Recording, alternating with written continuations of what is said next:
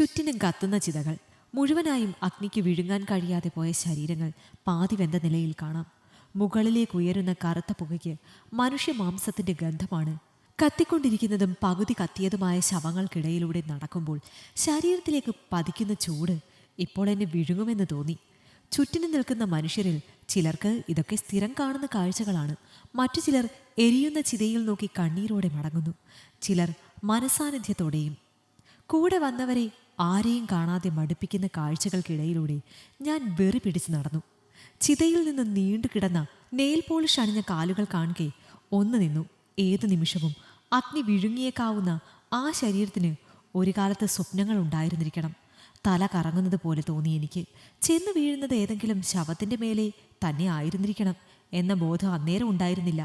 ബലം നഷ്ടപ്പെട്ട് ശരീരം നിലം പതിച്ചതും ഉറക്കത്തിൽ നിന്നും ഞാൻ ഞെട്ടിയുണർന്നു. നെറ്റിയിലെ വിയർപ്പ് തുള്ളികൾ സാരി തലപ്പ് കൊണ്ടൊപ്പി. തൊട്ടരികിൽ ചേർന്ന് കിടക്കുന്ന കുഞ്ഞിനെ നോക്കി. അവൻ ചെറുതായൊന്ന് ചിലുങ്ങി ഉറക്കമുണരാൻ തയ്യാറെടുത്തു. മുറിയിലെ ഡിം ലൈറ്റിന്റെ വെളിച്ചത്തിൽ 2:55 നിന്നും 3 കുതിക്കുന്ന സൂചി കണ്ടു. കുഞ്ഞിനെ കയ്യിലെടുത്ത് നെഞ്ചോട് ചേർത്ത് കിടത്തി. തേടിയതെന്തോ കിട്ടിയതുപോലെ അപ്പോഴാ കുഞ്ഞു ചുണ്ടുകൾ ഒന്ന് ചിരിച്ചു. കണ്ണടയ്ക്കുമ്പോൾ മണികർണിക അങ്ങനെ ആളെ കത്തിക്കൊണ്ടിരിക്കുന്നു. മണികർണികയിൽ കണ്ട മനം മടിപ്പിക്കുന്ന കാഴ്ചകളും അവിടം സമ്മാനിച്ച ഓർമ്മകളും എന്നത്തെയും പോലെ ഇന്നത്തെയും ഉറക്കം പാതി മുറിച്ചു. കാലത്തെണീറ്റപ്പോൾ കുഞ്ഞിനെ എടുത്ത് അദ്ദേഹത്തിൻ്റെ മുറിയിൽ കൊണ്ട് കിടത്തി. അടുക്കള ജോലികളിലേക്ക് തിരിഞ്ഞു. പ്രാതലിനും ഊണിനുമുള്ളത് തരമാക്കി മേശയിൽ ചുളിഞ്ഞു കിടന്ന അദ്ദേഹത്തിൻ്റെ പാൻസും ഷർട്ടും തേച്ച് ഇരുന്നിടത്ത് തന്നെ വെച്ചു. ഓഫീസിൽ പോകാൻ തയ്യാറായി വന്ന ആൾ കുഞ്ഞിനെ എടുത്ത് നെറ്റിയിൽ ചുണ്ട് ചേർത്ത് മേലിൽ എൻ്റെ കാര്യങ്ങളിൽ ഇടപെടേണ്ടെന്ന് എന്നത്തെയും സൗമ്യമായൊരു താക്കീത് തന്നുപോയി. തെറ്റൊന്നും ഞാൻ ചെയ്തില്ലല്ലോ എന്നോർത്തു. അദ്ദേഹത്തിൻ്റെ കാര്യങ്ങൾ അദ്ദേഹം തന്നെയാണ് ചെയ്യുന്നത്. എങ്കിലും ഇതുപോലെ എന്തെങ്കിലും കണ്ണിൽപ്പെട്ടാൽ ഞാൻ ചെയ്യും. അതിനെപ്പോഴും കണ്ണു പൊട്ടുന്ന ചീത്തയും കേൾക്കാറുണ്ട്. ഉമ്മറത്തെ വാതിലടച്ച് മുറിയിലേക്ക് തിരിയും വഴിയാണ് കലണ്ടറിലെ തീയതി ശ്രദ്ധിച്ചത്. മെയ് 1. ഇന്നെൻ്റെ 2ാം വിവാഹ വാർഷികമാണ്. പ്രത്യേകിച്ചൊന്നും തോന്നിയില്ല. തീർത്തും നിർവികാരത. നിമിഷങ്ങൾക്കപ്പുറം മിന്നിമറഞ്ഞ എൻ്റെ മോളുടെ മുഖമോർത്തപ്പോൾ മാത്രം കണ്ണൊന്നു കലങ്ങി. ഹൃദയത്തിൻ്റെ അറകളിലെവിടെയോ നോവ് കനം വെച്ചു. 2 വർഷം മുമ്പ് ചെറിയമ്മ കൊണ്ടുവന്നതായിരുന്നു അയാളുടെ വിവാഹാലോചന. 52കാരനായ വിശ്വം എന്നെ വിവാഹം ചെയ്യുമ്പോൾ എനിക്ക് വയസ്സ് 24. അച്ഛൻ മരിച്ചതിനു ശേഷം പെറ്റമ്മയ്ക്ക് പകരം വന്ന ചെറിയമ്മയായിരുന്നു കാര്യക്കാരി. വേരുകൾ കൊണ്ടൊരു മഹാരാഷ്ട്രീയനായ വിശ്വം എന്നെ വിവാഹം ചെയ്യുന്നതിലൂടെ എൻ്റെ ശല്യം ഒഴിവാക്കുക എന്നതായിരുന്നു അവരുടെ ലക്ഷ്യം. അതിലവർ വിജയിക്കുകയും ചെയ്തു. വിവാഹത്തിനു ശേഷം പാലക്കാട്ടെ വീടും വീട്ടുകാരും എനിക്കൊരു ഓർമ്മ മാത്രമായിരുന്നു. വിശ്വം പാതി മലയാളിയും പാതി മഹാരാഷ്ട്രീയനുമാണ്. അമ്മ മാലതി, അച്ഛൻ ലങ്കേഷ് പ്രണയിച്ച് വിവാഹം കഴിക്കുകയായിരുന്നു. 7 വയസ്സുവരെ കേരളത്തിൽ ജീവിച്ച വിശ്വത്തിന് തൻ്റെ അമ്മയെപ്പോലെ ലാളിത്യവും അച്ചടക്കവും പുരുഷന്മാരോട് ഭക്തിയും ബഹുമാനവുമുള്ള ഒരു മലയാളി പെൺകുട്ടിയെ തന്നെ വിവാഹം ചെയ്യണമെന്ന ധാർഷ്ട്യവും ഉണ്ടായിരുന്നു അത്രേ.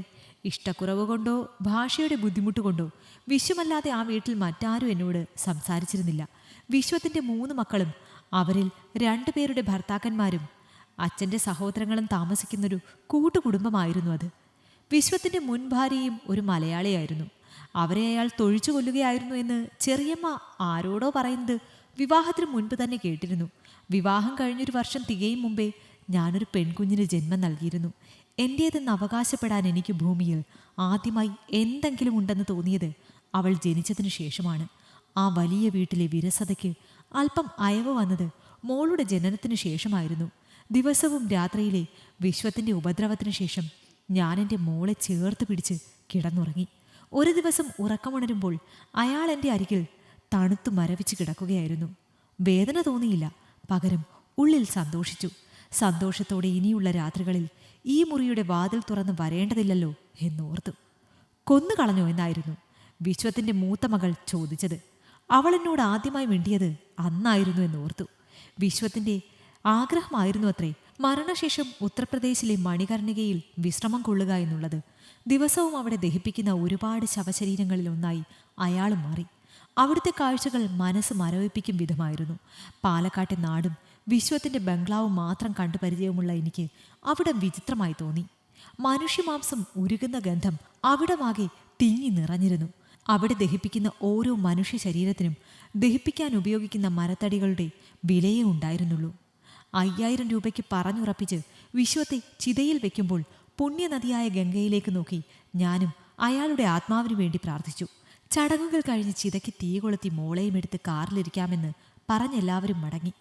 അയാൾക്കരികിൽ അവസാന നിമിഷങ്ങൾ പങ്കുവെച്ചുകൊണ്ട് അല്പനേരം കൂടി ഞാൻ അവിടെ നിന്നു.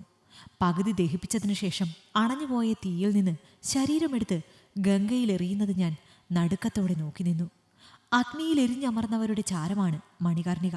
ശരീരം മുഴുവൻ എരിഞ്ഞു തീരാൻ കാത്തു നിൽക്കാതെ മടങ്ങിയ വിശ്വത്തിൻ്റെ ബന്ധുക്കളെയും എൻ്റെ മകളെയും തേടി ദിവസങ്ങളോളം ഞാൻ അവിടെ അലഞ്ഞു. കണ്ടുകിട്ടിയില്ല.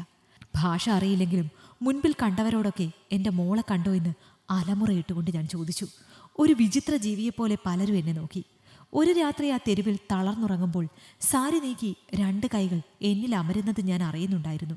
പക്ഷെ പ്രതികരിക്കാനുള്ള ശേഷി ശരീരത്തിനുണ്ടായിരുന്നില്ല. അവസാനം 100ൻ്റെ 3 നോട്ടുകൾ വലിച്ചെറിഞ്ഞു പോയയാളും വിശ്വവും തമ്മിൽ വലിയ വ്യത്യാസമൊന്നും ഉണ്ടായിരുന്നില്ല എന്ന് എനിക്ക് തോന്നി. പക്ഷേ 300 രൂപ മാത്രം വില വരുന്ന ശരീരത്തോടപ്പോൾ അറപ്പ് തോന്നിയിരുന്നു.